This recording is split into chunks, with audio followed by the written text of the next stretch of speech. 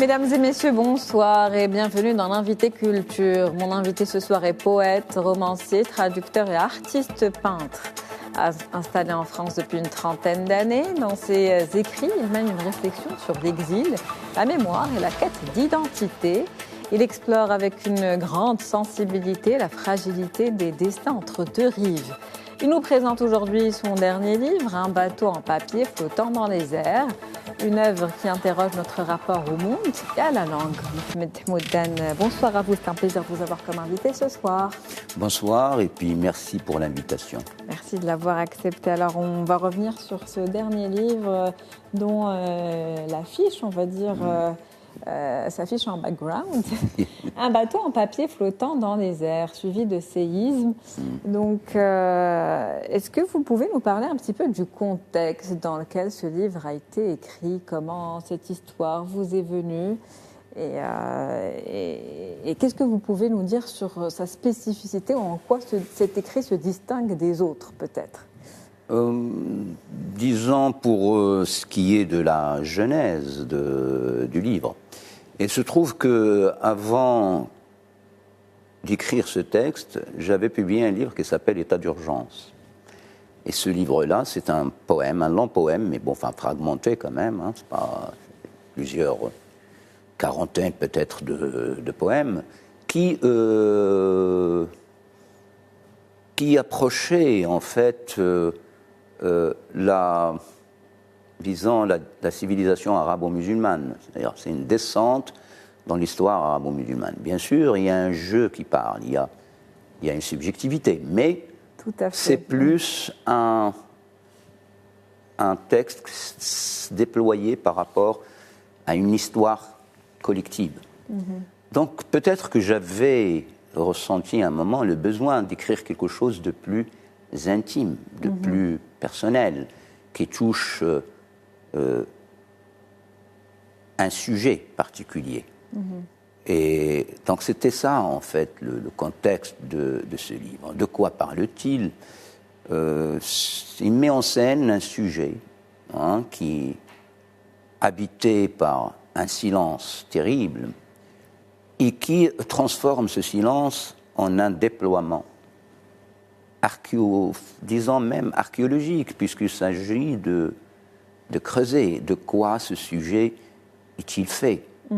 Et donc le texte en lui-même, qui est composé de deux parties, un bateau en papier flottant dans les airs, et séisme, un bateau en papier flottant dans les airs est composé de 3 actes. Absolument. Parce que je voulais quand même un texte qui soit un peu théâtral, mais pas dans le sens, disons, convenu ou entendu du terme, mais un théâtre intérieur, où le premier acte installe, disons, une sorte de déflagration, où le deuxième acte, lui, tend vers ce que j'appelle moi-même auto-exorcisme,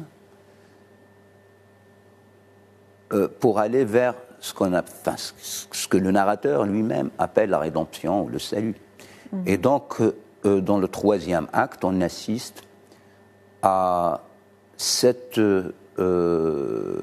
opération de salut. Parce qu'il y a l'agonie, la mort, la résurrection de ce narrateur. On va y revenir. Et puis il y a ce pronom personnel, je, qui, en tant que lecteur, nous perturbe un petit peu parce qu'on a l'impression d'être dans le roman alors qu'on est dans la poésie. En tout cas, en tant que lectrice, moi, ça m'avait un petit peu perturbée parce que je ne savais plus tellement où me placer dans cette histoire qui semblait avoir un fil conducteur finalement. Mais comme vous venez de l'expliquer, comme il y a ces 3 actes, eh ben, effectivement, il y a bel et bien ce fil conducteur. Bien évidemment. Sauf que, bien sûr, il y a une langue de collision, il y a une langue incantatoire. D'où, par exemple, peut-être certains lecteurs, je n'en sais absolument rien, peut-être vont être déroutés. Je ne sais pas. Mais pour moi, comme vous venez de le dire, il y a quand même un fil conducteur. Absolument, oui. Parce que quand on lit, quand on creuse et on lit derrière les mots, chaque acte, comment dire, Chaque acte Prépare le suivant. occupe une fonction dans le déroulement de l'intrigue, entre guillemets. Et justement, on va revenir à ce titre, un bateau en papier qui flotte donc dans les airs, flottant dans les airs. Pourquoi ce titre? Oui, moi, le titre, je dirais que c'est la métaphore du livre lui-même, puisque le livre, il est en papier. Et donc, ce bateau en papier, c'est le livre lui-même. Il transporte les mots, les images, il transporte également le narrateur. Parce que, vous l'avez sans doute remarqué, chaque fois, il y a une phrase qui revient. C'est moi qui conduis le bateau. C'est-à-dire que le narrateur, c'est le capitaine, mais en même temps, ce narrateur, il est ballotté par les mots. Parce qu'il y a une phrase qui dit dans le livre, c'est moi qui conduis le bateau alors que les mots me précipitent où ils veulent. On est en face d'un narrateur qui semble maîtriser quelque chose, mais en même temps, il est pris dans le jeu même, dans le pouvoir des mots. Il est assujetti aussi aux aléas de la mer. Du coup, il y a ce parallèle qui est fait, puisqu'on parle d'un bateau. Oui, mais plutôt, là, à un moment, oui. Il y a une phrase aussi, qu'importe, c'est dans les airs ou dans la mer. L'essentiel dans cette histoire, c'est la traversée. Et même cet objet si fragile permet quand même cette traversée. C'est ça ce qui est important. On va en tout cas essayer de citer quelques passages pour essayer de les expliquer. Donc il y a cette phrase que j'ai retenue, cette question plutôt, ce questionnement que vous faites. Est-ce moi qui vais venger moi-même de moi-même? Est-ce moi qui vais sceller l'acte de mon innocence? Oui, mais ça vient peut-être après un autre... un moment, le narrateur dit, quoi qu'il en soit, il faut que je sois dorénavant, désormais, plus réaliste. Mais il y a 2 points. Et c'est quoi ce réalisme? C'est la bourrée, la fièvre. C'est pas du réalisme. C'est pas du réalisme. Donc, il y a tout un jeu, parce que on met quelque chose que le lecteur croit être, disons, à la portée. Et tout de suite après, on passe à autre chose. Maintenant, effectivement, les gens, en règle générale, cherchent, entre guillemets, toujours le salut à travers, j'en sais rien, des entités bien construites, la religion, la littérature, l'histoire, etc., ou même un groupe, une tribu. Donc, d'où le narrateur qui se pose la question, est-ce que finalement, c'est pas l'individu? Et c'est une question, c'est pas une affirmation. Tout à fait, est-ce que l'individu, parce qu'au-delà du jeu, est-ce que l'individu peut-il atteindre son propre salut qu'à travers lui-même? C'est-à-dire, j'ai pas besoin d'interactivité, j'ai pas besoin du groupe, j'ai pas besoin de cela et de ceci. Donc, c'est une question. Il y a une question qui se pose dont on n'a pas aujourd'hui la réponse. Oui. En tout cas, il y a aussi... chacun pourrait avoir sa propre réponse, oui, effectivement. Il y a le sujet de la mort qui revient assez souvent également, quasiment partout en fait. Oui.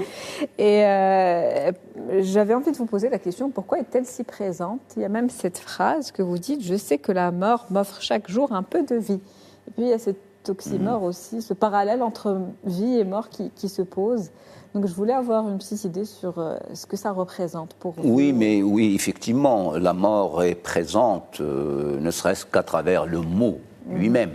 Mais vous avez sans doute là encore remarqué que chaque fois il y a la mort, il y a l'âme qui a goûté la mort, mais qui est revenue. Tout à fait. Donc la mort n'est jamais, en fait, dans ce livre, elle n'est jamais la fin. Elle est toujours, elle arrive, mais après, il y a sa négation qui est la vie. D'où la mort m'offre un peu de vie, puisque à la fin, il y a toujours cette chose qui arrive, ce mystère, qui fait que les gens sont de passage. Et d'ailleurs, on rejoint ce que j'avais dit tout à l'heure, c'est une traversée. Tout à fait. Et la traversée de la vie, c'est traverser pas seulement, comment dire, un réel palpable, mais traverser également tout un tas de discours, d'héritage politique, d'héritage religieux, et ainsi de suite. En tout cas, vous lire est également une traversée philosophique. Justement, ce bateau en papier, est-ce qu'il représente aussi la fragilité de par le papier, donc ou est-ce que c'est lié simplement au livre? Comme j'ai dit tout à l'heure, moi, c'était la métaphore du livre lui-même. Maintenant, oui, effectivement, c'est un objet fragile, mais qui est léger, qui est aérien, et qui permet cette traversée. Sauf qu'à la fin, c'est-à-dire le acte 3, si vous vous souvenez, eh ben, le narrateur déchire le papier, et il arrache sa main, il tranche sa main, il la jette. Il brise les coupes en diamant qui sont remplies de ce cuivre en fusion. Et puis il déchire ce bateau. C'est-à-dire, le salut arrive également à travers le divorce avec l'écriture. Tout à fait. On ne peut pas... je parle de ce narrateur de ce livre. Il cherche le salut à travers sa guerre langagière, sa guérilla dans le langage. Vous le dites d'ailleurs, je vais vous citer sur ce sujet. Alors, ce n'est certes qu'une guerre féroce dans le langage, mais je dois la mener comme un guerrier roi en creusant des tranchées que personne n'a creusées avant moi. Oui, ça c'est son ambition. On revient un petit peu à ce c'est l'ambition. Sauf que je vous disais, le salut passe par cette guerre dans le langage, cette guérilla féroce, mais également par le divorce avec l'écriture, puisque finalement, le narrateur, à la fin, il déchire le bateau, c'est-à-dire il déchire le livre. Et il rentre dans le séisme intérieur. Oui, après, effectivement, ça c'est la deuxième partie du livre. Là, c'est vrai qu'on quitte un peu tout ce qui est aérien, on quitte la mer et on va vers le lyrique, on va vers le tremblement à l'intérieur. C'est ça. Parce qu'il y a un tremblement du corps, il y a les continents de l'esprit qui entrent en collision en permanence. Et puis il y a, comment dire, il y a le sacré qui avoisine le profane, et ainsi de suite. En tout cas, j'aimerais qu'on rappelle que votre livre, vous l'avez traduit vous-même en langue arabe également. Réécrit, disons plutôt, parce que, je préfère dire réécriture parce que c'est quasiment la même chose, sauf que le rythme dans une langue, c'est pas le même dans une autre. C'est pas le même tempo. En tout cas, on a l'affiche qui s'affiche également en background pour le public arabophone qui serait intéressé par cette lecture en arabe. Et j'aimerais qu'on conclue sur le message que vous avez envie de transmettre à travers cette œuvre. Moi, je vous dis honnêtement, j'ai jamais pensé à transmettre un message, n'importe lequel. Et c'est pas une chose qui a traversé mon esprit quand j'étais en train d'écrire. Et je pense pas, honnêtement, là encore, qu'un livre puisse véhiculer un quelconque message. En tout cas, moi, je n'ai pas de message à transmettre. Vous écrivez avec vos émotions selon l'instant. Pas seulement avec mes émotions. J'écris aussi avec ma conscience politique, sociale, éthique et ainsi de suite. Pas seulement les émotions. Il y a bien évidemment des émotions. Ça, je suis pas un robot. Mais quand même, l'écriture, c'est un acte assez politique quand même, ou disons politique tout simplement. En tout cas, votre texte est très profond. Merci à vous. Merci. Mohamed Hamoudan, c'était un plaisir de vous avoir comme invité ce soir et de parler de cette œuvre qu'est la vôtre. Merci beaucoup. C'est la fin d'Invité Culture pour ce soir. Je vous souhaite une très bonne soirée.